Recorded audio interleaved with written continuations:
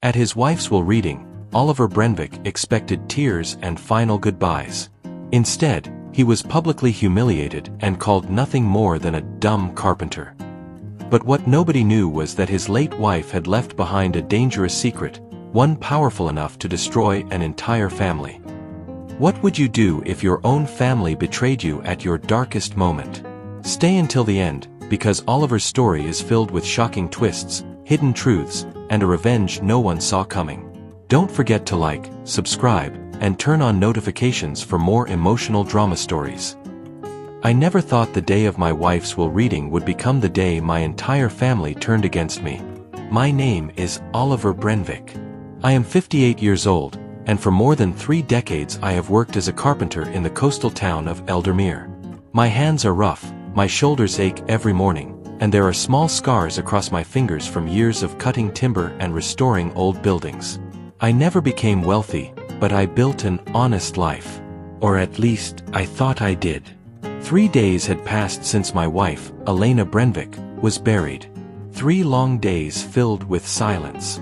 The house felt different without her. The kitchen remained untouched. Her favorite cup still sat beside the window.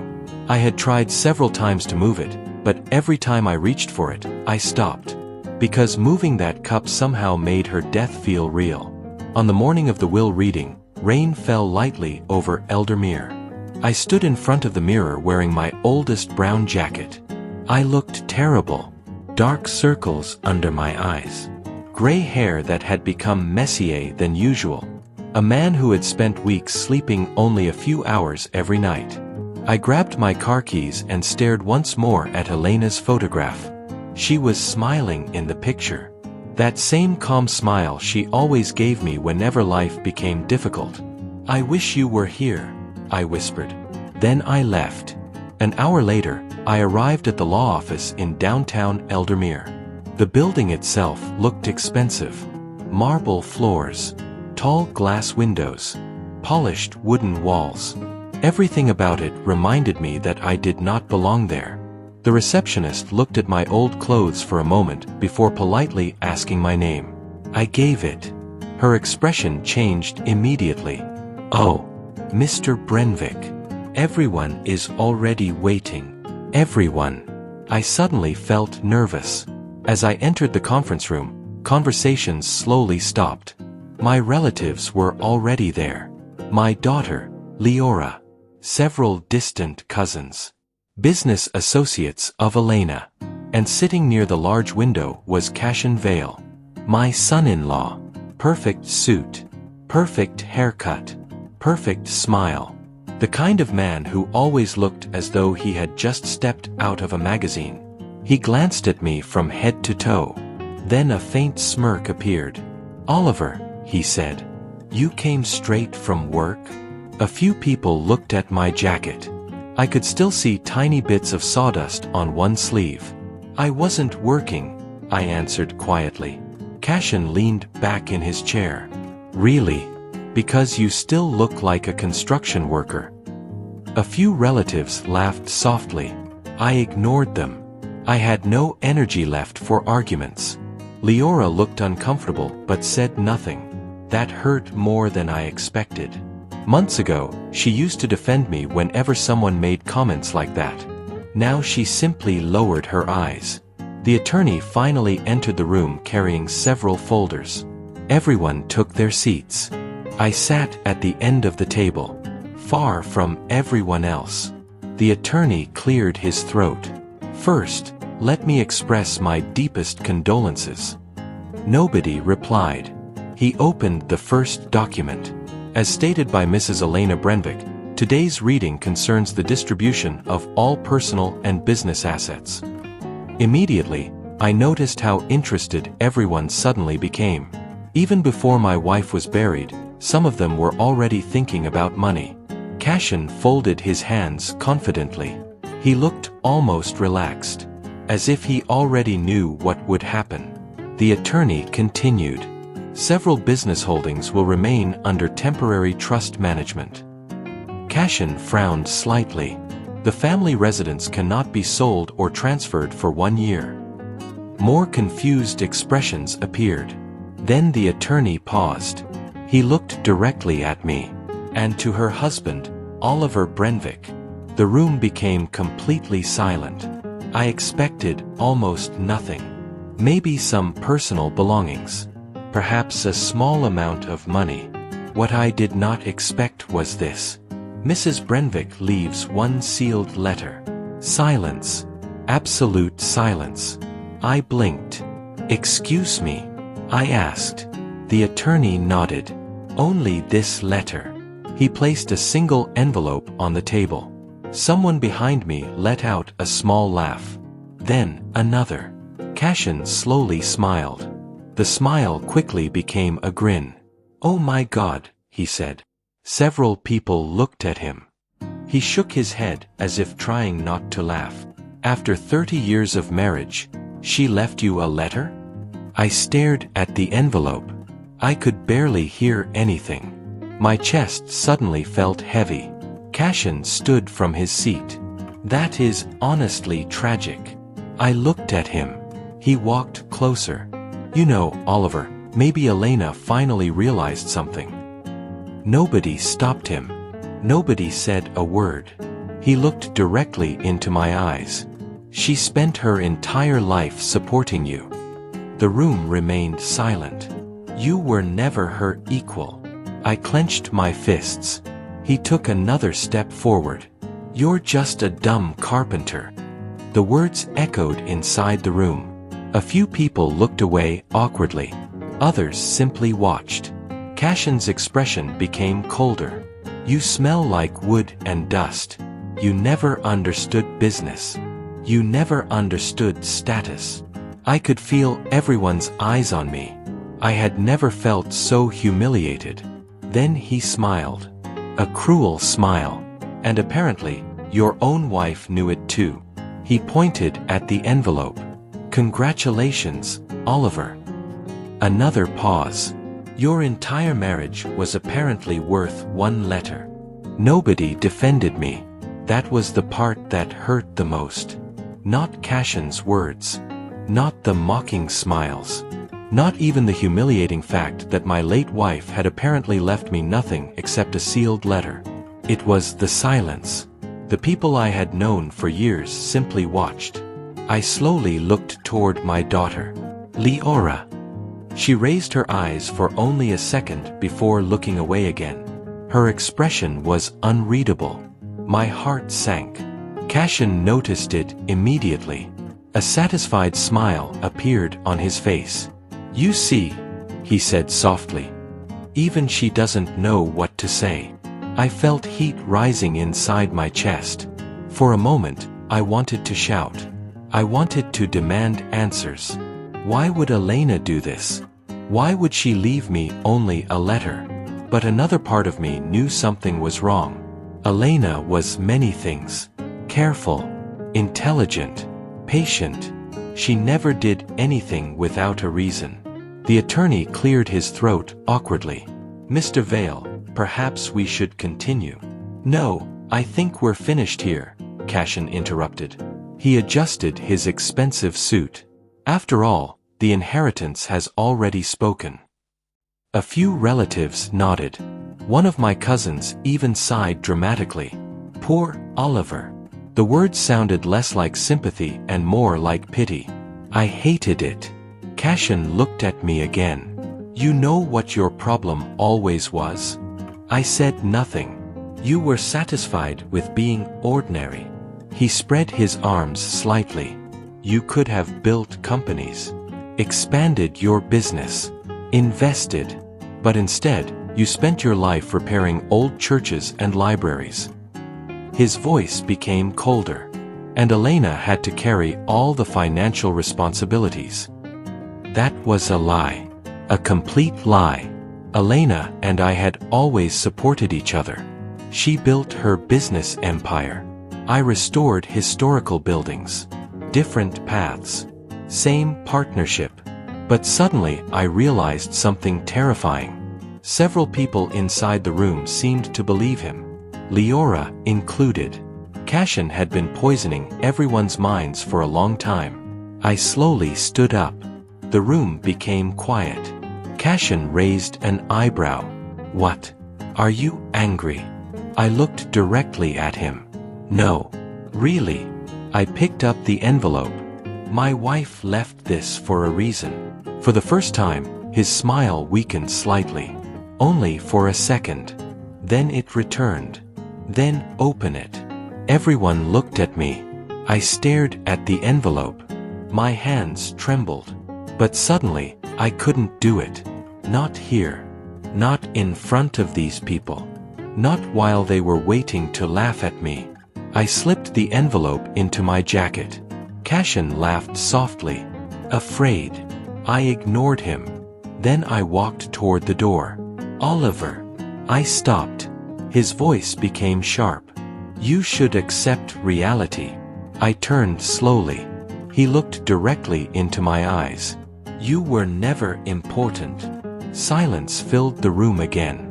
Then he delivered the final blow. You were simply convenient. I felt as if someone had punched me in the stomach. For 30 years I had worked. For 30 years I had loved my family. And now I was standing in front of them like a stranger. I opened the door. Before leaving, I looked one final time at my daughter, Leora. She finally looked at me. Her eyes seemed uncertain, almost guilty. I hope one day you remember who raised you. Her lips parted slightly, but no words came out. I left. The rain outside had become heavier. Cold wind hit my face as I stepped onto the street. For several seconds, I simply stood there. People passed by carrying umbrellas. Cars moved through the wet roads. Life continued as if nothing had happened. But mine had just collapsed. I slowly walked toward my old pickup truck. The interior smelled faintly of pine wood and machine oil. A familiar smell. A comforting smell. I sat behind the steering wheel and finally allowed myself to breathe. Then I broke. I covered my face with both hands. For the first time since Elena died, I cried. Not because of the inheritance. Not because of money. But because I suddenly felt completely alone. I remembered the first day I met Elena. I had been repairing windows at the old town library. She had entered carrying too many books and accidentally dropped them. I helped her pick them up. She smiled and thanked me. That smile eventually became my home. And now she was gone. I sat there for nearly 20 minutes while rain tapped softly against the windshield. Eventually, my breathing became calmer. I wiped my face. Then I remembered the envelope. The letter. My hands trembled again as I slowly removed it from my jacket. It was simple. Cream-colored paper. My name written in Elena's handwriting. Oliver. Just seeing her handwriting made my chest tighten. I carefully opened the envelope. Inside was a single folded page. Only one. I unfolded it. There were very few words. Far fewer than I expected. I began reading. Oliver, if you are reading this, then I no longer have enough time to explain everything myself. Trust nobody in the family. Find Seraphine. That was all. Nothing else. No explanation. No signature. No money. No instructions. Just one name. Seraphine. I stared at the paper. Confusion slowly replaced my sadness. Seraphine. The name sounded familiar. Then suddenly I remembered. Seraphine Duval. Elena's old friend. A retired investigative journalist. Years ago, the two of them had become close after working together on a charity restoration project. But I had not seen her in nearly 6 years. Why would Elena mention her? And why had she written something even stranger? Trust nobody in the family. A cold feeling spread through my body. Nobody. Including Leora? Including everyone? I looked back toward the law office building through the rain-covered windshield. Several figures were visible inside. Among them was Cashin. He was laughing. Laughing only minutes after my wife's will had been read. Something suddenly felt wrong. Very wrong. Then another memory surfaced. About 2 months before Elena died, I had entered her room late at night. She had quickly hidden several papers. At the time, I assumed they were business documents. But now, I did not go home immediately. Instead, I sat inside my truck for nearly another hour, staring at Elena's letter. Trust nobody in the family. Find Seraphine. The words repeated inside my mind. Elena was never dramatic. She never wrote mysterious messages or played games. If she had left those instructions, then she had a reason. A serious reason. Finally, I started the engine. The rain had become lighter as evening approached. I drove toward my small lakeside cabin outside Eldermere. The road was quiet. For years, this drive had always brought me peace. Today, it only made me feel empty. When I arrived, I noticed something strange immediately. The front gate was slightly open. I frowned. I clearly remembered closing it that morning. I stepped out of the truck and looked around. Everything seemed normal. The old oak tree, my workshop, the stacked lumber beside the shed. Yet something felt wrong. Very wrong. I slowly walked toward the front door. It was unlocked. A cold sensation crawled down my spine. I never left my house unlocked. Never. I entered carefully. The living room appeared untouched. The photographs on the walls remained in place. Elena's knitted blanket still rested on the sofa. I moved farther inside. Then I froze. Someone had entered my study. Several drawers had been opened. Papers were scattered across the floor. Old blueprints lay everywhere. My desk had clearly been searched. I quickly looked around. Nothing valuable had been taken. No television. No cash. No electronics. Whoever entered this house had not come to steal. They had come to look for something. My breathing became heavier. I immediately reached into my jacket. The letter was still there. I exhaled slowly. Then another terrifying thought entered my mind. What if someone had been searching for this? I suddenly remembered something else. About 6 months earlier, Elena had insisted that certain family documents be moved from our main residence to this cabin. At the time, I did not ask questions. Now I wished I had. I searched through the study. Most things remained untouched. But one drawer had been completely emptied. Inside that drawer, I used to keep old property records and restoration contracts. Why would anyone care about those? I picked up several papers from the floor. Nothing seemed important. Then I heard a sound. A car engine. I immediately moved toward the window. Outside, a black sedan slowly drove away from the property. I could not see the driver's face, but I recognized the vehicle. I had seen it before. At Elena's funeral. Cashin's car. I stared at it until it disappeared down the road.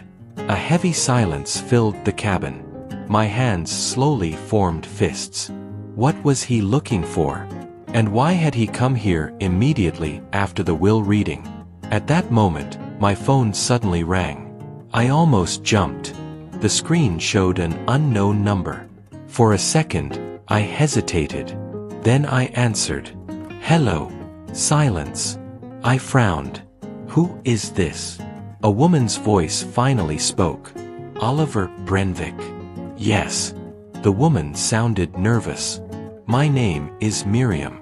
I work at St. Aurelia Hospital. I felt confused. Hospital? Please forgive me for calling unexpectedly. Her voice became quieter. I found your number among Mrs. Elena Brenvick's emergency contacts. My heart immediately began beating faster. What is this about? Another brief silence followed. Then she said something that made my blood run cold. Before your wife passed away, she asked me to contact you if anything unusual happened after her death. I stood completely still. What do you mean? She was worried. Worried about what? The woman hesitated. As a nurse, I probably should not be saying this. My grip on the phone tightened. Please. I could hear her breathing. Your wife believed someone inside the family was trying to gain access to certain information. I felt my throat become dry. Did she tell you who? No. Did she say why? No. Then her voice lowered even more. But she repeatedly asked me one question. What question?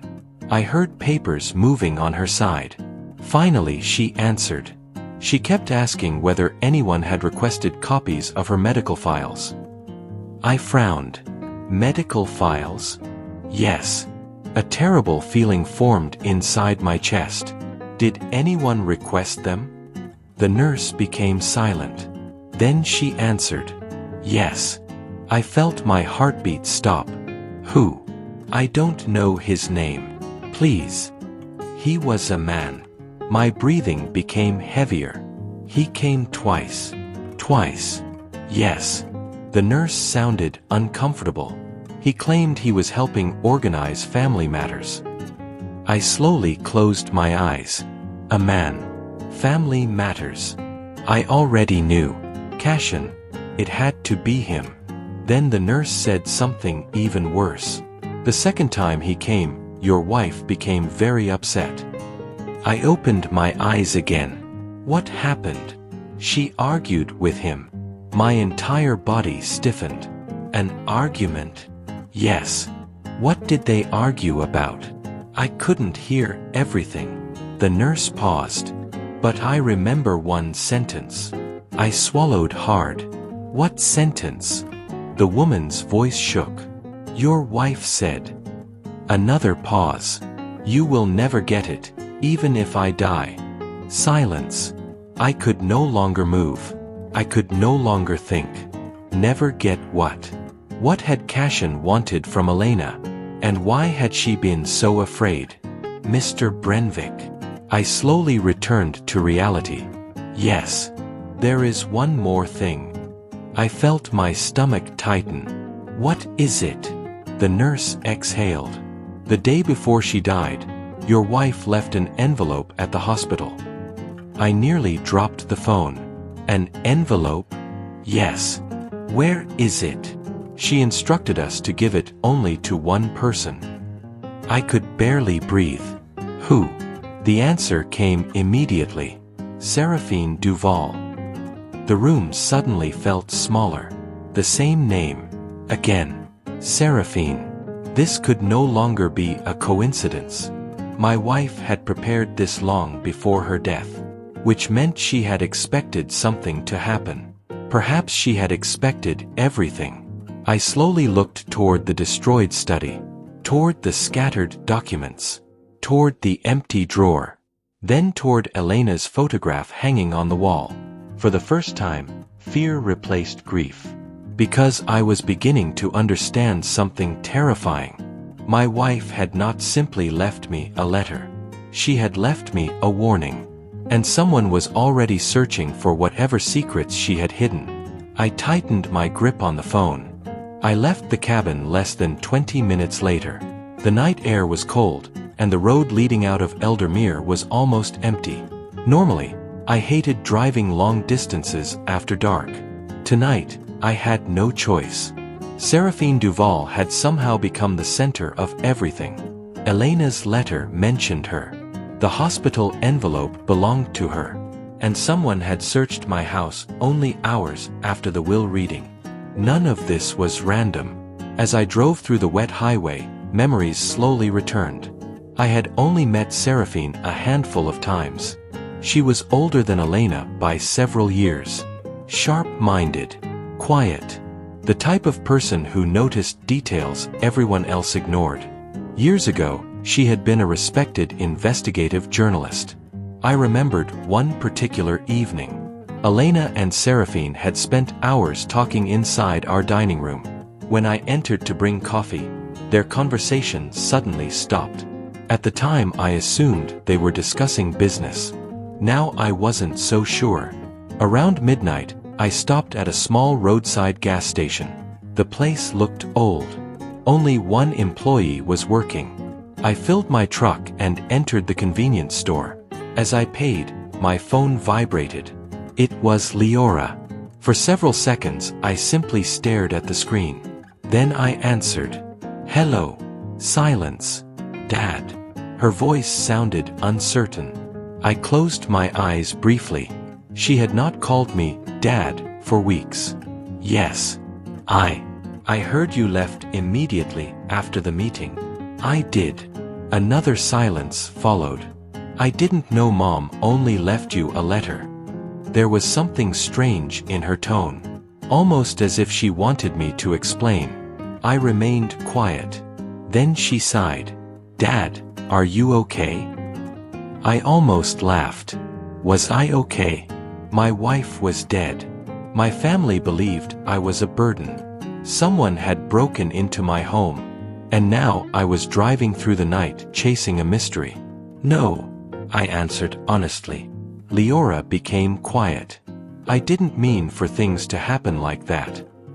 I frowned. "What do you mean?" She hesitated. Then she said something unexpected. "Cashin told me Mom had changed her will months ago." My entire body stiffened. "What?" "He said Mom was disappointed." I said nothing. "He said you had hidden financial problems from her." I nearly dropped the phone. "What?" "He told me you borrowed money." For several seconds, I could not speak. Borrowed money? I had never borrowed anything. Suddenly, I understood why Leora had been distant. Why she avoided my calls during Elena's illness. Someone had been feeding her lies. "Cashin told you this?" "Yes." "When?" "Several months ago." I leaned against the counter. The elderly cashier looked at me with concern. I turned away. "Leora." "Yes." "Did your mother ever tell you this herself?" Silence. "No." "Did you ever ask me?" "No." I closed my eyes. Pain spread through my chest. She had believed him, without asking me even once. "I'm sorry," she whispered. Her voice was trembling.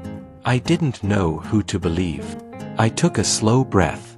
"This isn't your fault." But even as I said it, I wasn't sure. Because someone had deliberately driven a wedge between us. Someone had wanted me isolated. "Dad, where are you?" I hesitated.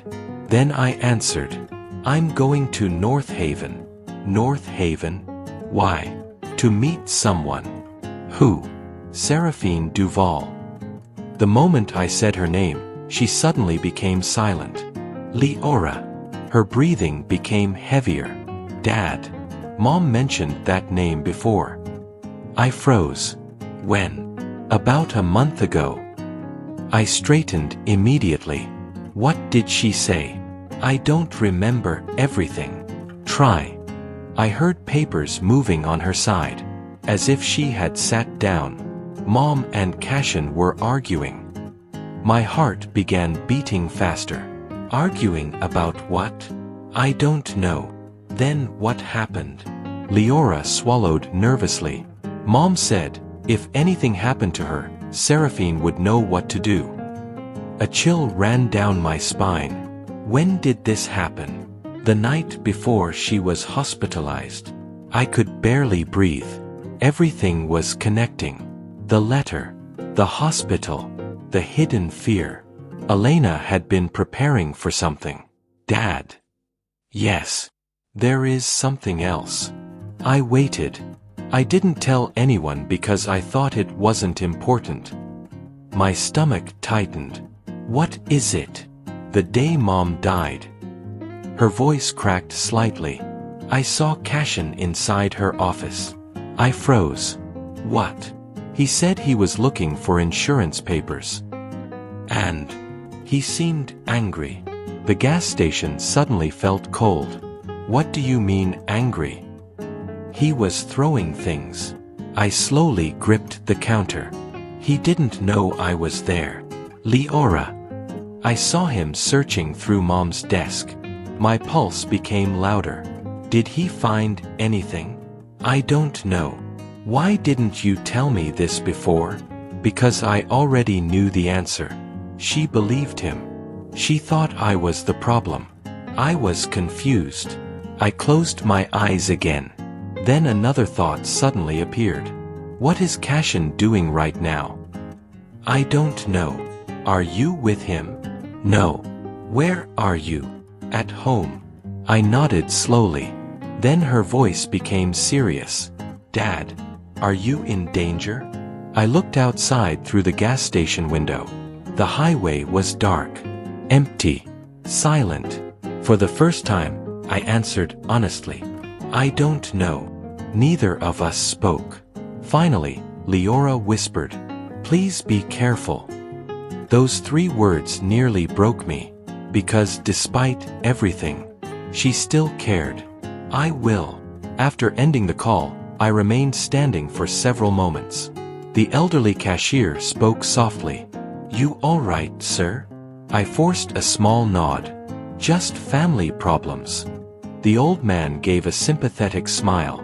The worst kind. I almost agreed. Almost.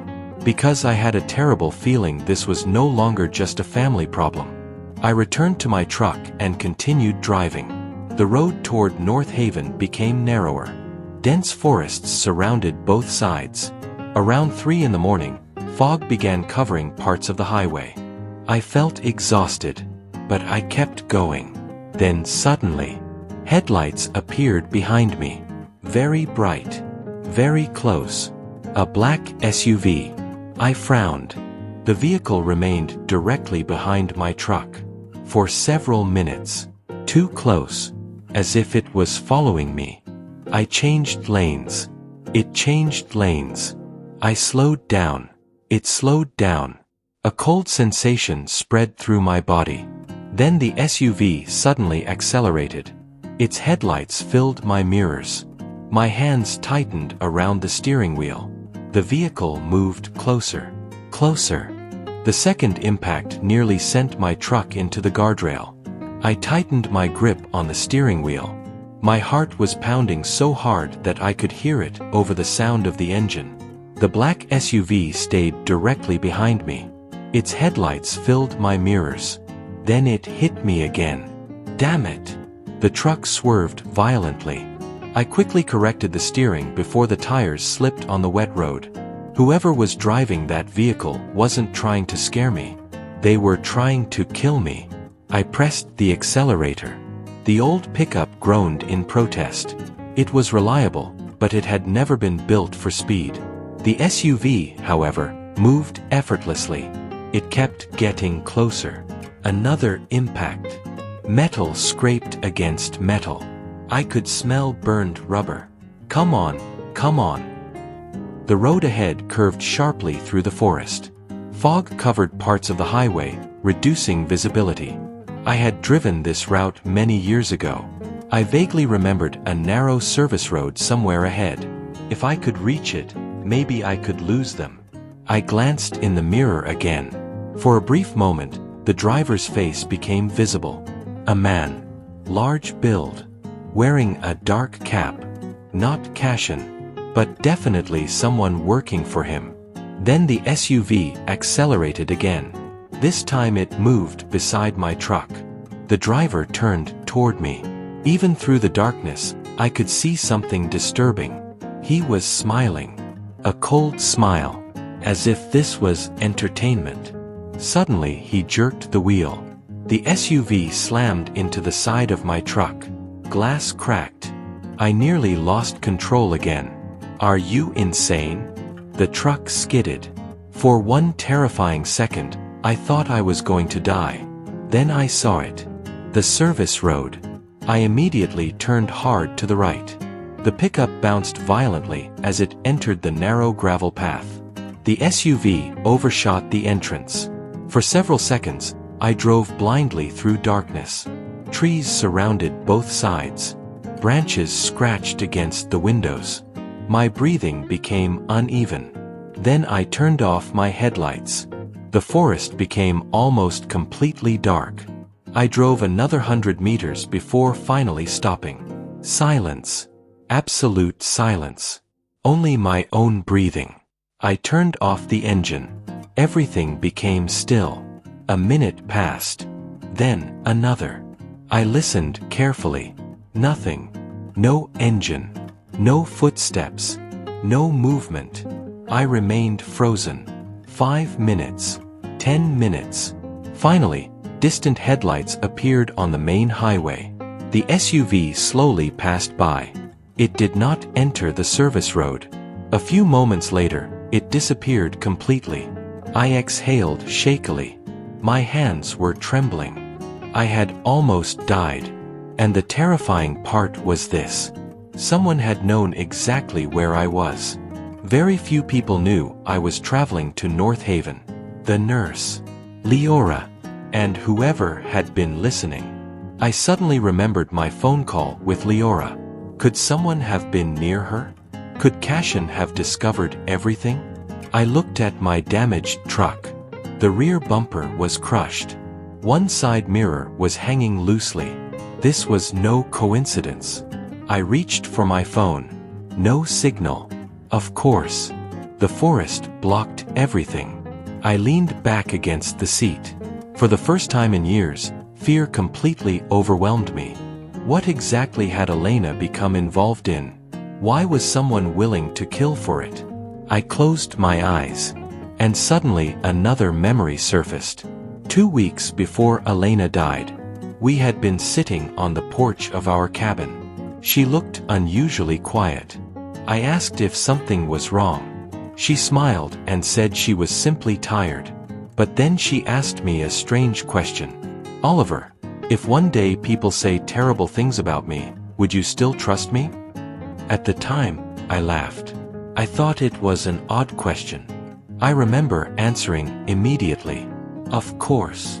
Then she asked another question. And if people say terrible things about you? I smiled. I don't care what people think.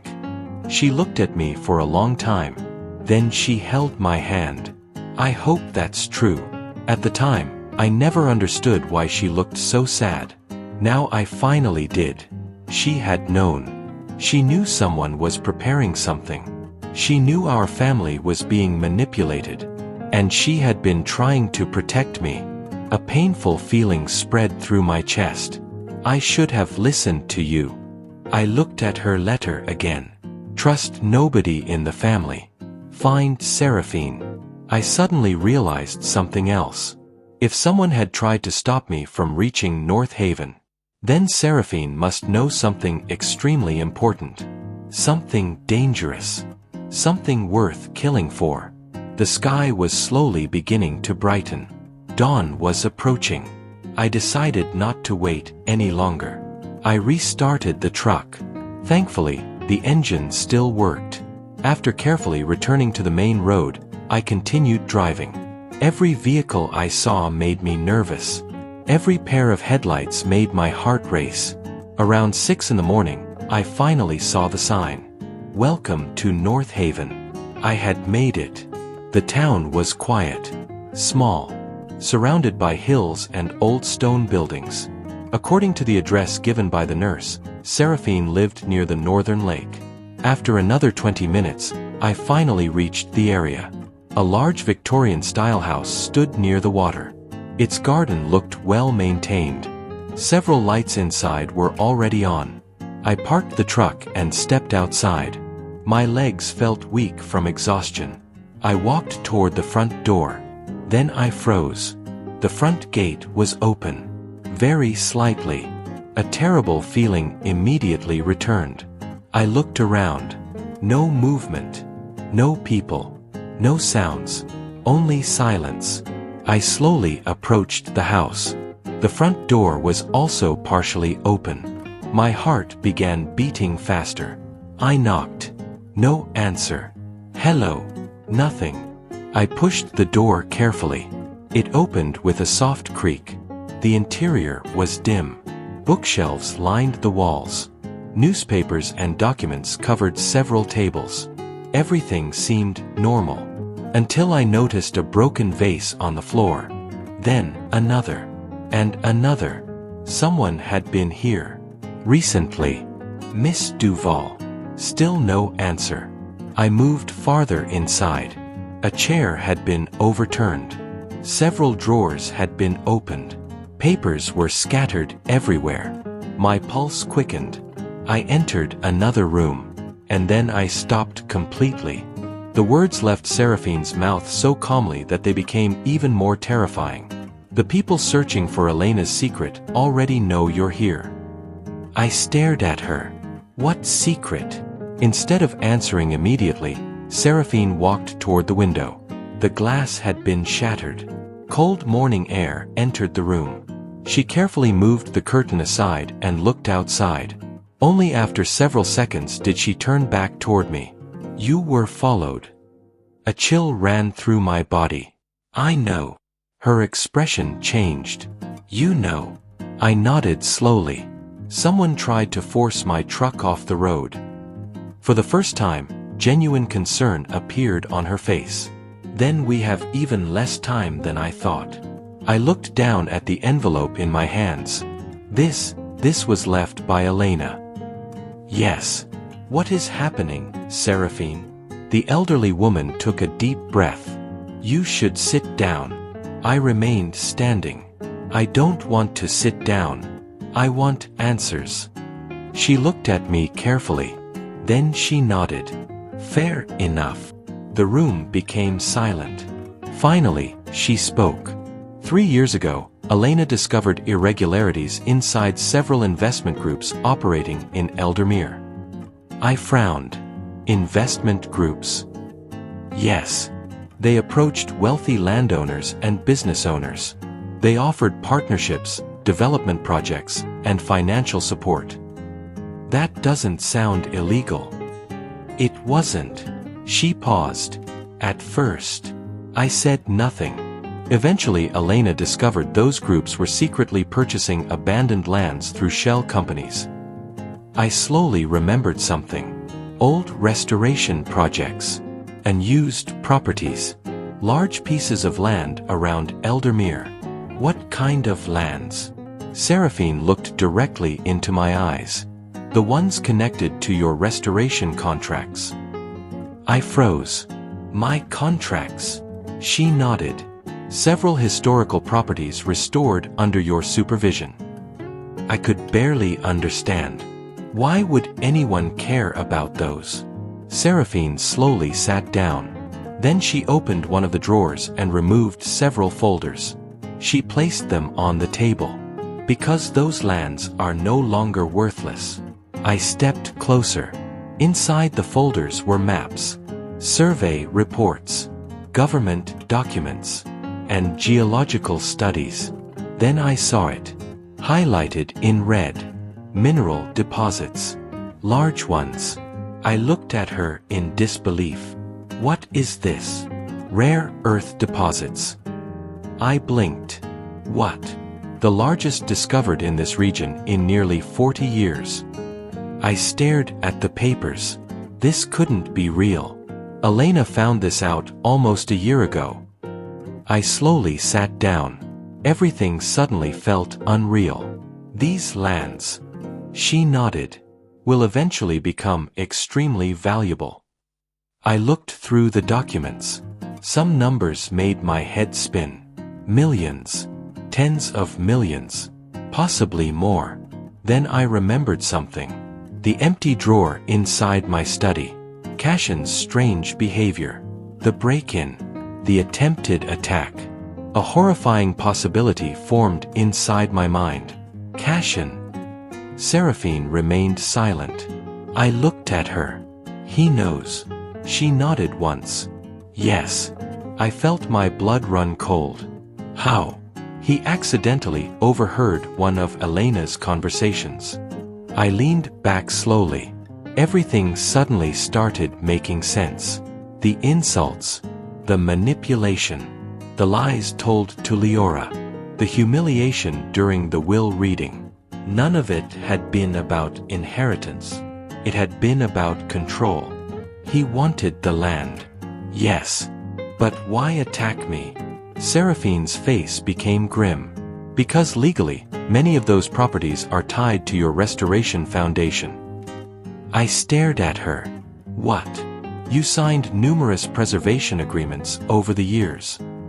I barely remember them. Exactly. She folded her hands. Most people considered those lands worthless. Nobody paid attention to the ownership structures. I suddenly remembered Elena insisting that I keep old contracts. Every single document. Every agreement. Every permit. She had preserved everything. Because she already knew. Elena refused to hand anything over. Seraphine nodded. So Cashin decided to destroy your credibility. I closed my eyes. The fake stories. The financial lies. The attempt to isolate me from my daughter. Everything had been planned. Then another terrifying thought appeared. Did Elena die because of this? The room became completely silent. Seraphine looked away. That reaction alone terrified me. Seraphine. She slowly looked back at me. I don't know. The answer hit me like ice. You don't know. I know she was genuinely ill. I remained silent. But what? She took a deep breath. Several weeks before her death, Elena believed someone had altered certain information regarding her treatments. I could barely breathe. No. I cannot prove it. No. But she was frightened. The room suddenly felt smaller. I looked at Elena's envelope in my hands. My fingers were shaking. Open it. I slowly nodded. Carefully, I broke the seal. Inside was another letter. This one much longer. I immediately recognized Elena's handwriting. My beloved Oliver. If you are reading this with Seraphine beside you, then my fears were correct. Please forgive me. I wanted to protect you from all of this. I felt my throat tighten. For months I have discovered things that I cannot fully explain. People have been trying to obtain the old restoration contracts connected to your projects.